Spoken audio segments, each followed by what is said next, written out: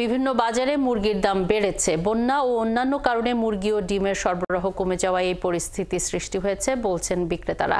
সেই সঙ্গে সবজি, মাছ এবং মাংসের বাজারেও দাম ঊর্ধ্বমুখী। বিস্তারিত ফয়সাল রয়েলের প্রতিবেদনে।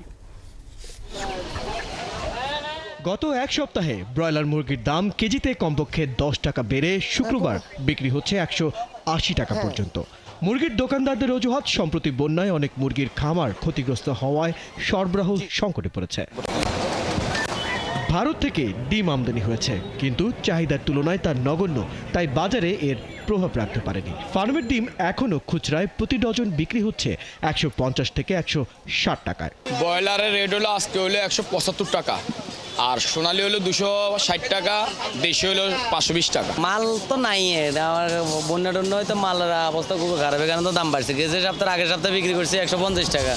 কারণ হলো মনে করেন বিভিন্ন সাইডে বন্যায় পানি উঠছে, খামারগুলা খালি হয়ে গেছে। তো ধরে দেখতেছি মুরগির বাজার 480-500 করে চলতেছে দেশি মুরগিটা। ওই যে ডিমের দাম এখন কত হয়েছে আপনার দেখেন, 160 টাকা হয়েছে।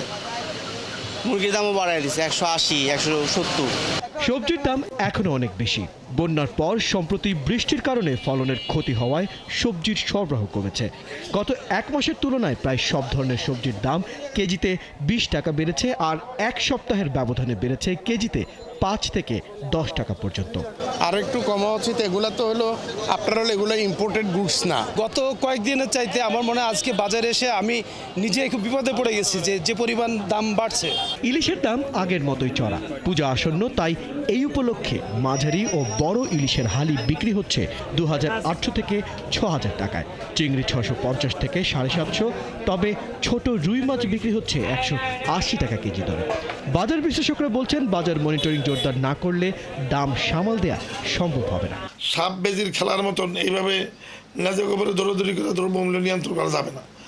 এই দ্রব্যমূল্যর চেইন যেখানে আছে, উৎপাদনকারী এবং ভোক্তা পর্যন্ত, এই মাঝখানের যে ফরিয়া আড়তদার, এদেরকে নিয়ন্ত্রণ করতে পারার মতো যদি কোনো কৌশল তৈরি না হয়। তার মতে, বাজারের পণ্য ভোক্তার নাগালে আনতে মনিটরিং সংস্থার কার্যক্রম বাড়ানো ছাড়া উপায় নেই।